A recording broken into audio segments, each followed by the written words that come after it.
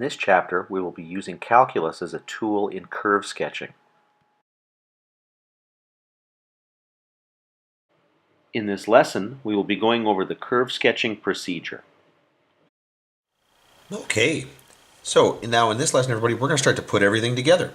Well, almost everything. There's still one other thing we got to look at, but we don't need it right now to get a really good appreciation of the curve sketching procedure here. So just to kind of give us a little bit of a lead into this, remember in Math 10, you learned about linear functions, okay? And so then you got comfortable enough that you were able to plot it from the equation without a table of values. Okay, you could just look at the equation, you had a really good idea what it looked like. In Math 20, you learned about quadratic functions, and again, you were able to plot the quadratic, get a pretty good idea of what the graph looked like without having to go to a table of values to plot every single point. In Math 30, you were looking at different properties of basically all polynomials from that point on. But what you neglected were the maximums and minimums. Okay, what you did here up to at that point there was you really focused on the x-axis and the way functions cross the x-axis. Now it turns out that's actually enough information to get a pretty good idea of what most of the polynomials that you're going to look at high school will look like. Calculus now enables us to look at the whole graph. We can look at the behavior all over the place. We don't have to restrict it to just the x-axis here. And so what we're going to do right now is I'm going to show you a procedure that you can follow to create a pretty accurate sketch of the function without having to use a table of values to plot every single point and connect them together. Now, we're going to do a couple of examples here in a bit here, but just to give you an idea of what the procedure is going to be, the first thing we're going to look at here will be the domain. Okay, once we've got the domain, we're going to look at the intercepts. Okay. From there, we're going to take a brief little look at the symmetry of the graph. What kind of symmetry does it have? Are we going to be able to use that symmetry or not? The fourth thing we're going to look at here, we're going to look at asymptotes. Okay. Now notice at this point here, domain, intercepts, symmetry, asymptotes, we haven't pulled out calculus yet. Okay, we're going back to some of our older tools here. Now, after this point here, we're going to take the first derivative here and we're going to look for intervals, okay, of increase and decrease, which is going to point us in the direction of our max-min values. Afterwards, we're going to take a look at intervals of concavity, which is going to then point us in the direction of points of inflection or cusps, those sorts of points there. Once we've got all that information, then we can start to plot these graphs here. And actually, that should be enough to give us a really good idea of what these graphs look like. So now we're going to take a few moments here and we're going to just do a couple of examples and I'll lead you through the process here.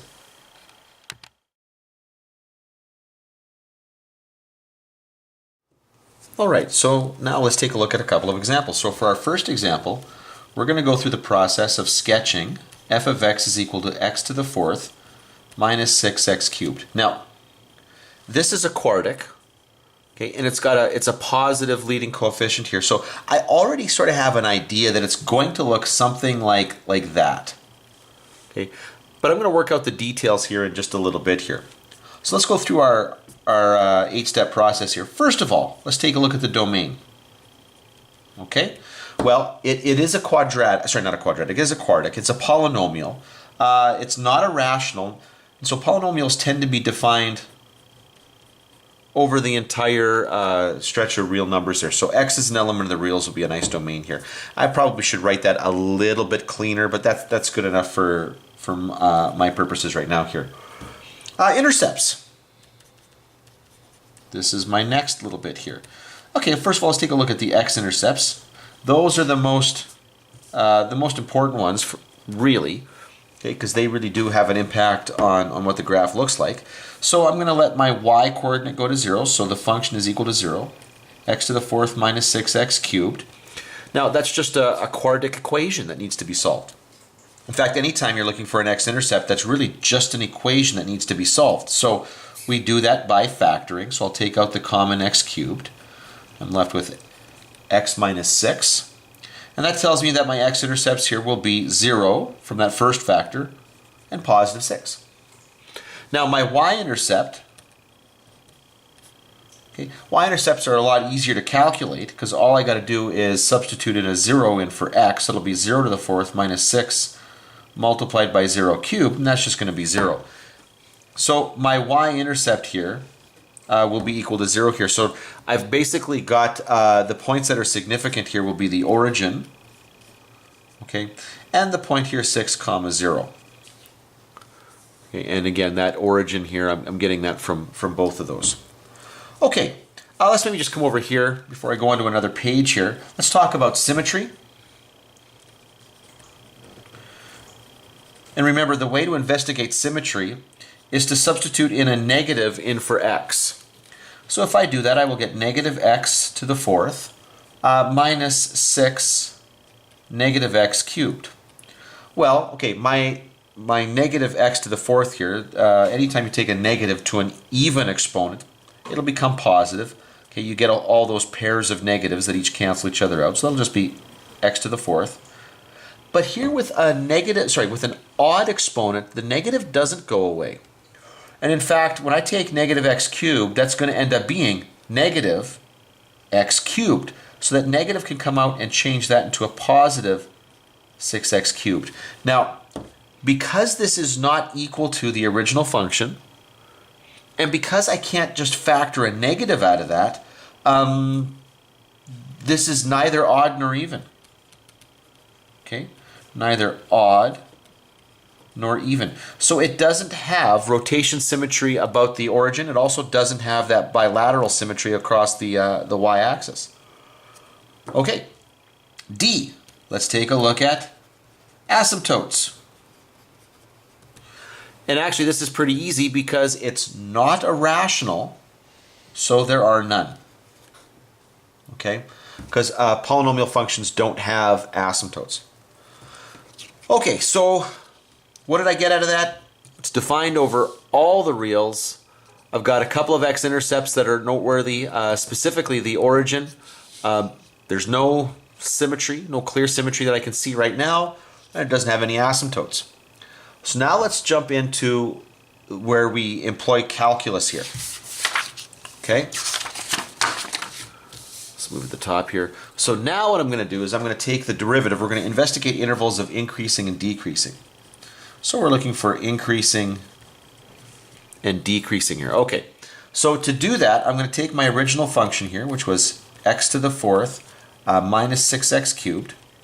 Okay, and I'll take the derivative of it. So 4x cubed minus 18x squared. Now, to investigate the intervals of increasing and decreasing, whether it's going up or down, remember, what I'm interested in using is my knowledge of where this function right here, this derivative, is positive or negative.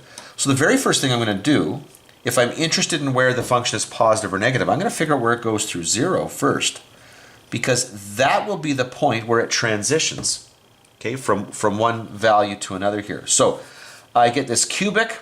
I will take out a 2x squared there. That's going to leave me with 2x minus 9. Okay, and so this is going to have critical numbers. Notice it's not undefined anywhere, but it'll be equal to 0 at 0. So there's that origin popping up again, and 9/2. Okay. Now, what that means is on my number line, okay, this thing is going through 0. It's also going through 9/2. Now I have a bit of knowledge as to what a cubic looks like, particularly when I break it down into its factors like this, and I see that the one factor's got a multiplicity of 2. So I know that the graph's got to look something like that. And by the way, when I say graph, I'm referring specifically to the graph of the first derivative. This tells me that it's going to be negative here, positive here. Okay, so my first derivative, is going to be greater than 0 on the interval, negative infinity up to 0. 0. Oh, sorry. I said that backwards there. I should have said when my first derivative is less than 0, where it's negative. Sorry, that was my goal was to follow it from left to right here. So I go from 0 to 9 halves.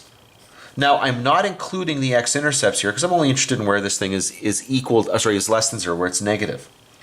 But that means that the function, that f of x is decreasing on the interval negative infinity. Now it decreases to 0 and then continues to decrease. Really, it's decreasing right through 0 here. So it decreases up to 9 halves. And then I'm going to put my square brackets there because that is going to be the end point of a decreasing sequence. And if you want more information on that, we went through a video on that when we were going through the section on extreme values. The derivative is now greater than 0, and this is what I had started before, from 9 halves out to infinity. And that implies that the function is increasing on the interval, close bracket, 9 halves out to infinity. Okay?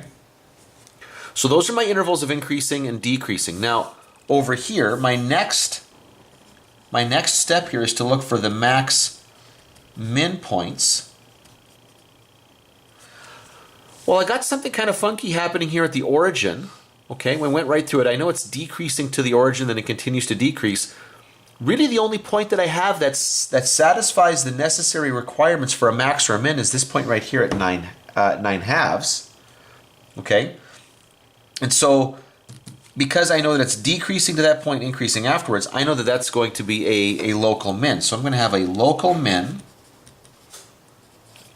okay, at x equal to 9 halves. And so if I evaluate that, f at 9 halves, okay, and I've actually done that in the calculator. Now, normally I would kind of leave things as fractions. I like fractions. Fractions are nice. Okay, I know not everybody likes fractions, but normally I like it as fractions. Here, though, I'm not actually going to do that. The reason for that, whoops, sorry, I'm going to write down the wrong number there. The reason for that is because when I'm plotting these things, it's easier to see where the decimal goes, easier than looking at fractions here. So the point that I'm actually looking at here is going to be the point 4.5 comma negative 136.7. That's far easier for me to see where that goes than it is if I throw fractions in there. This is that one time that I will kind of condescend and say, okay, let's use decimals. That works out good there. And notice that that's it in terms of my max min. That was the only one that's clearly a maximum or a minimum. Something is happening at the origin, but it's not clear yet from this. Although actually at this point in time you can probably make a good guess as to what it is. But let's keep going. Let's look at concavity. Oops, I keep sliding that around. Concavity, which means I'm going to take the second derivative here. So here's my first derivative, 4x cubed minus 18x squared. Let's start here. And so my second derivative is going to be 12x squared minus 36x. And just like before, what I'm going to start to do here is I'm going to start to look for the critical numbers of the first derivative. Now up here, what I found were the critical numbers of the function. And that's where its derivative is either 0 or undefined. Well, I do the same thing here. I'm looking for the critical numbers of the first derivative. And so that's going to be where my second derivative is either 0 or undefined. Now, it's not going to be undefined anywhere because it's a nice little polynomial. But I can factor out a 12x, and that's going to leave me with x minus 3. And so I'm going to get 2 points here, 2 numbers here, 0 and 3, that could be points of inflection. Now, they might be cusps. Remember, I won't know until I look at the intervals. So I come over here, and I'm going to draw my number line, and I've got the 0 here, and I got the 3 here. I notice that my second derivative is a parabola that opens up, so it's going to look like this, down and up. So it's going to be positive here, negative here, positive here, meaning, okay, so my second derivative, this time I'll start with the positive, is going to be positive from negative infinity to 0, union 3 out to infinity, which means that my function, okay, is concave down, concave up, I should say, concave up on the interval, negative infinity to 0, inclusive, union, 3 to infinity, inclusive of the 3. Because this is how I am choosing to interpret that. And I'm trying very hard to be consistent with the work that I did in some previous lessons here. My second derivative is less than 0 on the interval, open interval from 0 to 3, which means this thing is going to be concave down, okay, on the open interval, sorry, closed interval, my mistake, closed interval, 0 to 3. So because my concavity is changing at both 0 and 3, I've got points of inflection, and that's actually what my last little bit right here is H, my section H here, is going to be my points of inflection or my cusps. But in this case, it's definitely points of inflection. Okay, I've got a point of inflection that's going to be at 0, 0. I've also got a point of inflection that's going to happen at 3. Okay, sorry, I just wanted to double check that I had the coordinates here. And when I plug that into my original function, I'm going to get -8 there. So those are my 2 points of inflection. I'm convinced they're points of inflection because the concavity is changing and the second derivative goes to 0 there. All right, good. So the very last thing I'm going to do now is put it all together. I'm going to sketch it. Okay? So here we go. Here's my Cartesian plane. Now, this is me. Okay, this next little bit here on how to graph this is just me here. So what I'm going to do is I'm going to come up here and I'm going to put a number line above it. This is where I'm going to identify what's going on with the first derivative. Okay, so if you can't really see that, this is the first derivative I'm dealing with. Okay, so I know that my first derivative, okay, there was an issue here at 0. There was also an issue here at 9/2. Okay, here's my 9/2. I know that it was negative, negative, positive, which means it's decreasing, decreasing, increasing here. Underneath, I'm going to identify my second derivative. My second derivative changed at 0. It also changed at 3. Okay, and it was concave up here, concave down here, concave up here. I knew that the origin was important. Okay, I knew that I had the point 3, -8. And -8 is going to be up here, comparatively speaking, because at 9/2, I believe it was like -136 something. It was way down here. So I'm going to have to you have to forgive my scale a little bit. And then my other x-intercept was, and I forgot about that, I had that other x-intercept there. I had one at 0, and then I had one way over here at, I think it was 6. So, now let's look at the information that I've got. I've got my points here, x-intercept, x-intercept, y-intercept, point of inflection. That was also a point of inflection, and we discovered that this was a minimum. So this thing's looking like this. Concavity changes. Graph is flat here. The tangent line is horizontal. Tangent line is horizontal here. So now let's look at the pieces. In this interval, from -infinity up to 0, my graph is decreasing and concave up. And then the concavity, sorry, not the concavity, my mistake, the tangent line goes horizontal here, so it's got to look something like this. In this little interval from 0 out to 3, I'm still decreasing, but concave down now. Okay? At 3, I change concavity. I'm still decreasing, but I'm concave up now, down to this minimum. That's where that changes. And now I'm changed to increasing and concave up. That's got to look something like that. And I got to go through that x-intercept right there. So my graph must look something like that. Now granted, I've really shrunk this in because this is supposed to be -136.7 and my scale doesn't support that. But hopefully you get an idea as to how that all works. Let's try another example. All right, let's try another one. This time let's try a rational. Okay, so I've got x squared over x plus 2 squared. We'll see what happens when we look at something that's a rational here. So first of all, let's take a look at domain. And in this case right here, because we've got this denominator here, this x plus 2 squared, I can tell you right now that x cannot equal negative 2. That's going to lead to an undefined value here. Other than that, x is an element of the reals, but there's the one exception to it. Can't be negative 2. Okay, B, intercepts. Well, first let's look at the x-intercepts. So I'm going to set my function equal to 0, x squared over x plus 2 squared. Now when I take a quick look at this, I've got this rational equal to 0. I've got to solve this equation right here. Well, the denominator is not going to have any impact on that. The denominator will not determine whether this whole thing is equal to 0.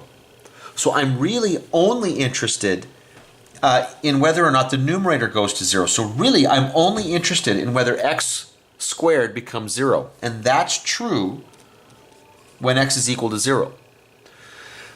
Now that line of thinking works, and it works just fine unless the denominator also goes to 0 at x equals 0. And then I get this undefined, okay? Probably a point of discontinuity there. However, in this case, the denominator doesn't go to 0 when you plug in 0 for x, so that works. Now, for the y-intercept, I'm going to allow x to go to 0. And that's going to get me 0 squared over 2 squared. That's going to be 0. So, okay, we can sum that all up. Basically, the point that's of significance right now is the origin. And actually, I sort of knew that right away here. Once you know that one of the intercepts is 0, that basically tells you that you've got the origin involved here. Let's take a quick look, and I'll do it over here. Let's take a look at symmetry. So I'm going to take and substitute in negative x into this function. That is going to get me negative x squared over negative x plus 2 squared. Okay. The numerator is easy to work with because a negative squared is just a positive. That's awesome. I'm going to factor that negative out of that binomial in the denominator, but I must do this in steps. Okay. I've got two layers of algebra going on here. I have got the inside layer, that negative x plus 2, and then I've got that squared out there. And I got to make sure that I hit both layers deliberately. So the very first thing I'm going to do is I'm going to factor a negative out of the binomial. And that's going to leave me with this. Take a negative out of the binomial, not out of the square, out of the binomial. So everything is still underneath the square here. So negative bracket x minus 2 bracket, and that's all being squared. Now I'm going to apply the square to both of the factors in the base here. That's the negative 1 that I just factored out and the x minus 2. Well, a negative squared is positive, so that is just going to leave me with x minus 2 squared in the denominator. Because this isn't equivalent to the original expression, and because it's not the same as just factoring the negative out of the whole thing, this is neither even nor odd.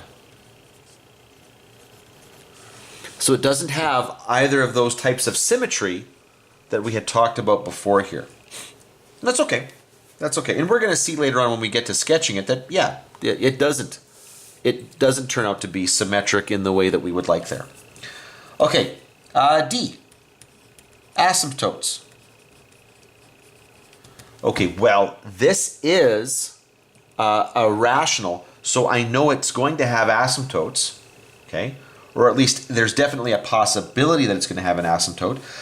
Notice that we've already identified that x cannot be equal to negative 2, and so what we've got here is we've got a vertical asymptote at x equals negative 2. That's how we interpret that. And you've seen that before in previous courses.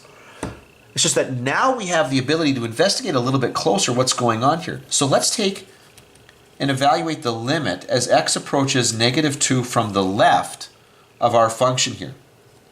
X squared over x plus 2 squared.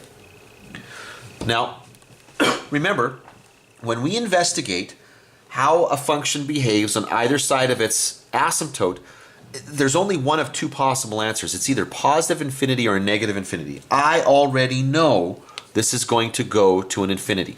Okay, I already know that. What I'm curious about here is whether as it goes to infinity, does the function become negative or does it become positive? Now, in this particular case here, this is actually pretty easy. And in fact, I'm going to put both limits out here. We'll talk about them both simultaneously here. Because notice that the numerator is being squared and the denominator is being squared. Squaring a function makes it positive. So this is going to be a positive over a positive. This is going up to positive infinity. And the exact same thing is happening over here. I don't really have to think about it even. On both sides of -2, the function's going up. So essentially, I've got this vertical asymptote here, and the behavior of my graph on both sides is going to be to do that. Is going to be to curve up to it. Good. Now we're not done. That was the vertical asymptote. Now let's take a look at the horizontal asymptote. And we determine that by simply taking the limit as x goes to positive or negative infinity of x squared over x plus 2 squared. Okay, now there's a couple of ways that we can approach this, but notice we got x approaching plus or minus infinity. That if I expand that out, that's x squared over x squared plus 4x plus 4. Remember that it's only the term with the highest degree that's going to dominate in these kinds of problems here. So the 4x and the 4 really don't matter. They really don't. When you get really, really big values of x, those numbers aren't going to have any impact here. So this is really just x squared over x squared, which simplifies down to 1. So we've got this horizontal asymptote at y is equal to 1. Okay, so those are our asymptotes. Now let's look at intervals of increase and decrease. Okay, whoops, can't see that there. Increasing and decreasing. So I'm going to start with my function. I'll do it over here. F of x is equal to x squared over x plus 2 squared. And I'm going to take the derivative. Okay, well, this looks to me like a job for the quotient rule. So that will be the denominator multiplied by the derivative of the numerator minus the numerator multiplied by the derivative of the denominator. So that's going to be 2x plus 2. This will be all over the denominator squared. Okay, that's the quotient rule. Now, what do I see here? I see an x plus 2, so I'm going to factor that out. I've also got a 2x common to both those terms. Basically, I'm just going to factor the numerator. Okay, that is going to leave me with, what have I got here? That's going to leave me with an x plus 2, one of those factors there, minus x. Sorry. All over x plus 2 to the 4th. Okay, well, that one of those factors of x plus 2 is going to cancel with one of those factors of x plus 2. So I'll get x plus 2 cubed down there. Now, that's true. That is true so long as x does not equal -2. Okay, I've been a real kind of staunch supporter of students always identifying non-permissibles when that occurs. It's just that we've already identified that x can't equal -2. I already know that that's a vertical asymptote, so don't worry about that. I'm going to be stuck with a 2x out there. And then inside that parentheses, the x is canceled. I'm just going to have another 2 there. So that's really just going to be 4x over x plus 2 cubed.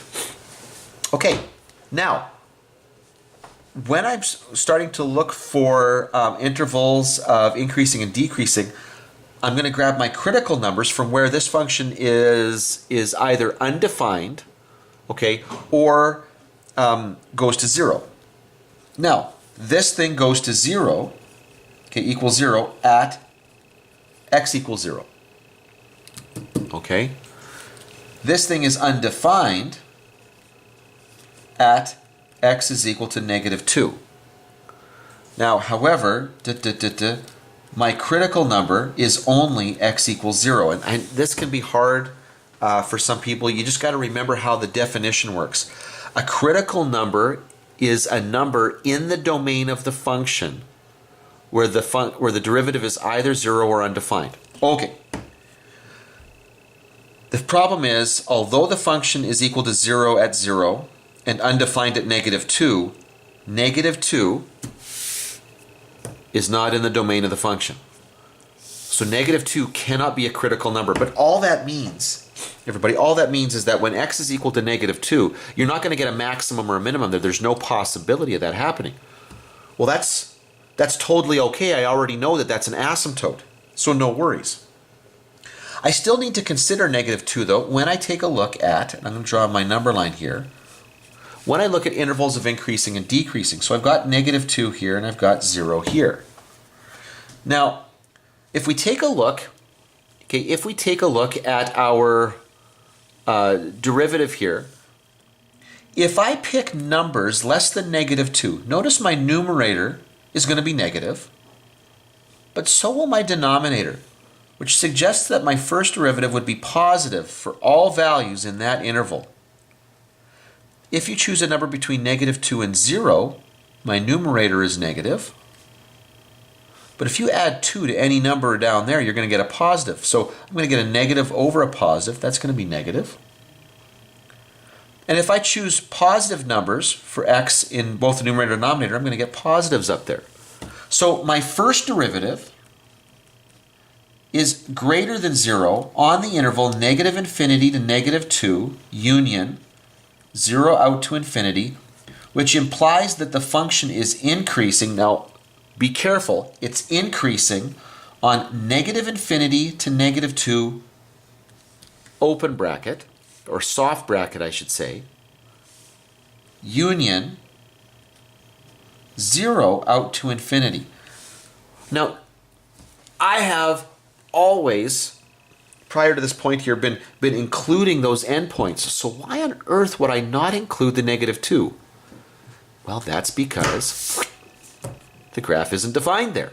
-2 is not even part of this particular function. It's an asymptote. I can't include it. The function is negative on the interval -2 to 0, and that implies that the function is decreasing once again on this interval where you don't include the -2, but you do include the 0. Okay, so now, so I'm just going to grab another piece of paper here. We'll just keep going. I've got my intervals of increasing and decreasing, and so now what I want to do here is I want to take a look at my max-min points. Okay, well, -2 doesn't count. -2 is an asymptote. So I have to take a look at 0. I'm decreasing and then increasing on either side of 0, which suggests to me that this is a min. So I've got a local min at x equals 0. And I've already established that that implies the origin here in this case. We've already looked at that. So yeah, my function is going to have a local min at 0, 0. Now, it could be an absolute min. I don't know. I got to do a little bit more work here to figure that out. Although I do have a suspicion that's true, merely because my function increases to -2, goes up to infinity, and then decreases. But that was the only x-intercept I had. So over here, if it increases as it moves to the right, as it goes closer to -2. But if you go to the left here, it's decreasing, but it never actually hits the x-axis again. So actually, I can make the statement now that this is actually an absolute min. I have convinced myself that it's not possible, okay, for this, because there's no other x-intercept right there. Okay, let's go one step forward here. Let's take a look at concavity. So remember, my first derivative was 4x over x plus 2 cubed. All right, now let's take the second derivative. And again, let's use the quotient rule. So it's going to be the denominator, x plus 2 cubed, multiplied by the derivative of the numerator, 4, minus the numerator multiplied by the derivative of the denominator, which will be 3x plus 2 squared. And this will be all over the square of the denominator, x plus 2 to the 6th. And once again, I'm going to factor here, because I see I've got an x plus 2 squared common, and a 4. And so that's going to leave me with an x plus 2 from the first term, minus 3x, all over x plus 2 to the 6th. Okay, so I know that that two factors of x plus 2 are going to cancel. That's going to leave me with an x plus 2 to the 4th in the denominator. And I'm going to get 4, what is that, multiplied by negative 2x plus 2. Okay, and so I can actually take out that, I can take out a negative 2 there, so it'll be negative 8 x minus 1 over x plus 2 to the 4th. Okay. Now the reason I did that is because right now what I'm interested in is I'm looking for the critical numbers of the first derivative. Okay, so the second derivative gives me the critical numbers of the first derivative. And that's going to be where the function is either 0 or undefined. Well, this thing is equal to 0 when x is equal to 1. It's undefined at x is equal to negative 2. But remember, that doesn't count as a critical number of the first derivative because the derivative was undefined there as well. And in fact, the original function is undefined there. So really, the only one that counts as a critical number of the first derivative is x equals to 1. So this is my possible point of inflection. I've got a possible point of inflection at x equals 1. When I check my intervals of concavity, though, I still have to include the negative 2 there. And let's go take a look at those intervals of concavity. So we're going to take a look at negative 2, take a look at 1 here. So here's my second derivative. Now, my denominator is going to be positive everywhere except where it's undefined at 0 there. So it's going to be positive everywhere, so that's not going to impact it. So if I choose a number less than negative 2, this becomes negative, but this makes it positive. Okay? So I'm going to end up with a positive over a positive. It's going to be positive here. If I choose a number between negative 2 and 1, let's just say 0. If you plug a 0 into that, notice that I get a negative multiplied by a negative over a positive. That's still going to be positive. Which means negative 2 couldn't possibly be a point of inflection. But that's okay. I already know what negative 2 is. It's a vertical asymptote, so that wasn't the issue. But if you pick a number that's bigger than 1, the denominator stays negative. This little expression here is going to become positive. Sorry, I said this one stays negative. This one stays positive. Sorry, this one becomes positive, but that negative 8 makes it negative. So, my function here, my second derivative is positive from negative infinity to negative 2, can't include the negative 2, negative 2 to 1. And you wouldn't include the 1 either because the second derivative isn't positive there, it's 0. But that means that this thing is going to be concave up on the interval, negative infinity to negative 2. This time I can't include the negative 2 either, but that's because it's a vertical asymptote. It's not even defined in the function, so I can't include it. And then it would be negative 2 to 1, and this time I can include it. My second derivative is going to be negative, less than 0 on the interval from 1 to infinity, which means this thing is going to be concave down from 1 out to infinity. And that allows me to talk about my last little bit here, my points of inflection or my cusps. And we've already decided that I've got a possible point of inflection at x equals 1. That was the only one that was possible. The concavity does switch there. So it is a point of inflection. So I'm going to get a point of inflection at the point 1 comma. And if I plug that in, I'll get 1/9 as the coordinates there. Okay. Let's sketch it. Let's put everything together now that we just came up with, and let's take a look at the sketch. Okay, so here's my coordinate plane. First of all, let's identify the key points. I know that the origin was as a key point. What else did I have here? I also had my point of inflection. Let's say 1/9. Now this is going to get a little tight here in a second, but let's just put that right there. So 1 like 1/9. I know that out here at -2, okay, I'm going to have a vertical asymptote. I also know that at 1, I'm going to have a horizontal asymptote. Now, up above, I'm going to identify what's going on with my first derivative. My first derivative was positive, okay, from -infinity up to -2. It was positive from -2 to 0. Oh, sorry, I'm sorry. It was negative right there. I'm sorry, I'm looking at the wrong thing here. Let's go back a little bit. Yeah, sorry, it was positive, negative, and then positive. Sorry, I just took a quick glance up at my second derivative there. It was negative here and then positive here. Down here, my second derivative was positive on both sides of -2, and then from 1 over, it's negative or concave down.